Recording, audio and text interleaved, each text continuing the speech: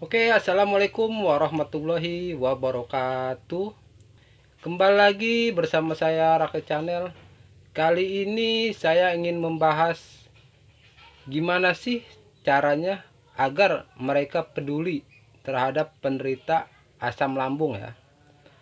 Karena penyakit asam lambung ini sebagian besar orang menyepelekan gitu ya. Mereka tidak tahu deritanya itu seperti apa gitu ya. Tapi sebelumnya jangan lupa subscribe, like, and comment ya. Apabila video ini bermanfaat buat kalian semua ya. Oke, kembali lagi ke topik pembahasan. Mungkin ya yang saya bilang tadi ya, sebagian besar orang itu kebanyakan menyepelekan terhadap penderita asam lambung ya. Contoh pribadi saya aja ya. Seandainya kita cerita nih ya ke kawan, semalam saya begini loh, saya kenapa ya saya sekarang takut mati segala macam gitu ya, saya keluar takut, berkerumun takut, melihat orang banyak takut, pasti pada bilang, alah lu mau udah stres katanya, pasti kebanyakan begitu bilang. Mereka nggak tahu apa yang kita rasakan gitu ya. Jadi menurut saya sebenarnya kita itu dilema ya. Dilema yang punya penderita asam lambung itu dilema. Karena di satu sisi kita itu butuh teman curhat ya. Butuh support ya kan. Untuk curhat gitu. Biar hati tenang, pikiran kita fresh ya kan. Tapi gimana kita mau curhat? Sedangkan mereka sendiri nggak peduli apa yang kita rasakan. Alah, paling mereka jawabnya, alah penyakit asam lambung, minum ini, minum itu, minum ini, minum itu, makan ini, makan itu, sembuh katanya. Mereka nggak merasakan gimana sih rasanya kalau udah kena GERD dan anxiety, ya kan? Itu rasanya 1001 sensasi, bener nggak? Jadi jalan satu-satunya ya agar mereka percaya, mereka peduli gitu ya.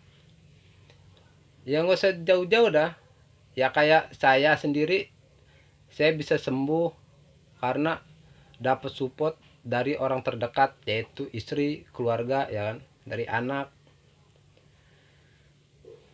Yang pertama kita lakuin itu ya, kita itu harus ya ceritalah ke mereka apa adanya. Karena kalau kita nggak cerita ke mereka, kita ambil contoh kecilnya aja nih ya. Apabila kita sakit, jangan sakit, kita nggak bisa kerja. Orang melihat kita itu sehat, ya kan? Mereka nggak tahu kalau kita itu sakit.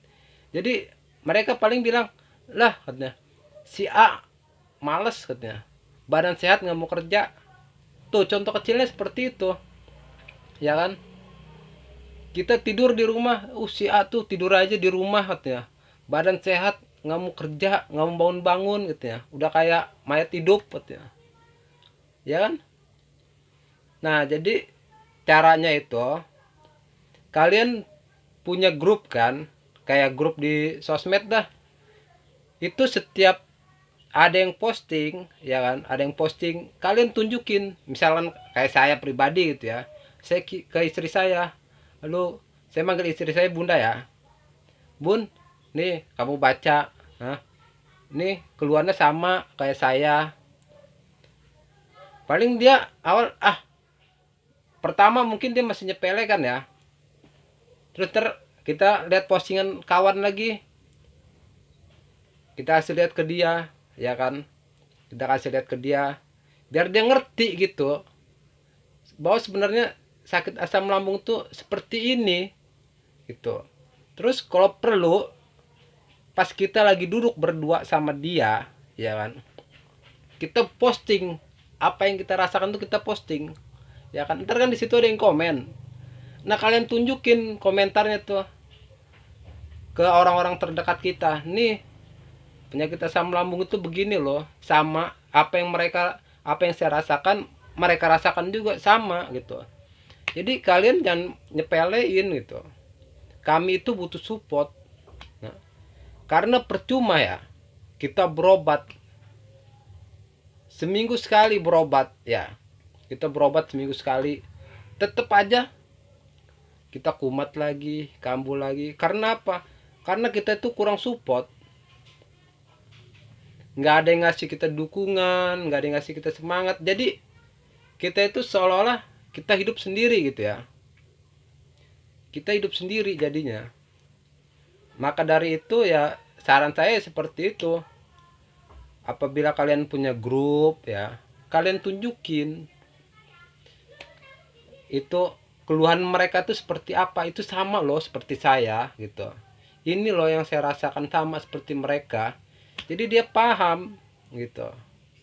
Kalau seandainya mereka masih belum paham juga ya, kalian kasih cabai yang banyak, suruh makan, kasih makan asam-asam yang banyak, biar mereka pada kena, biar mereka merasakan apa yang kita rasakan. Tapi itu nggak baik ya. Ini seandainya aja, cuman buat bercanda ini mah ya. Jadi ya itulah saran saya. Jadi percuma kita berobat ya, kalau seandainya pikiran kita ibaratnya buat nyari teman curhat itu nggak ada. Kalau seandainya kita punya teman curhat gitu ya, kita enak ngelampiasinnya. Saya semalam begini loh. Ntar kan teman kita jawab, ngasih solusi gitu ya, ngasih solusi. Seenggaknya walaupun dia nggak ngasih solusi, tapi dia ngasih kita support untuk nguatin diri kita gitu, ya kan?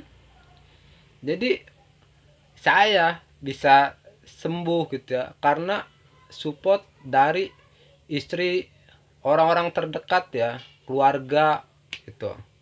Alhamdulillah. Jadi kita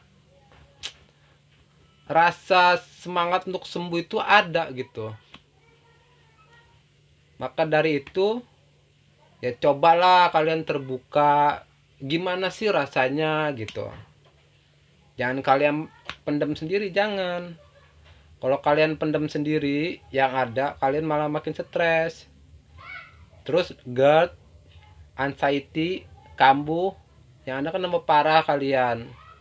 Jadi curhatlah, cari lawan gitu, cari kawan buat temen curhat. Jangan lupa ibadah ya, perbanyak baca sholawat Nabi, perbanyak sodako. Insya Allah penyakit kita, penyakit yang ada di dalam diri kita itu diangkat ya. Yang penting kita ikhlas ngejalaninnya ya. Kita ikhlas ngejalaninnya lillahi ta'ala. Apabila kita mohon kepada Allah ya, ya Allah, setiap kita sholat, ya Allah, apabila penyakit ini adalah penebus dosa-dosa hamba di masa lalu, hamba mohon padamu ya Allah, hamba mohon ampun ya Allah, dan hamba memohon jangan lama-lama engkau menghukum hamba. Kita harus seperti itu setiap sholat ya. Mungkin sekian dulu ya dari saya. Saya berdoa semoga kalian semua senantiasa diberi kesehatan oleh Allah Subhanahu wa taala. Amin. Dan saya akhiri, wabillahi taufiq wal hidayah. Wassalamualaikum warahmatullahi wabarakatuh.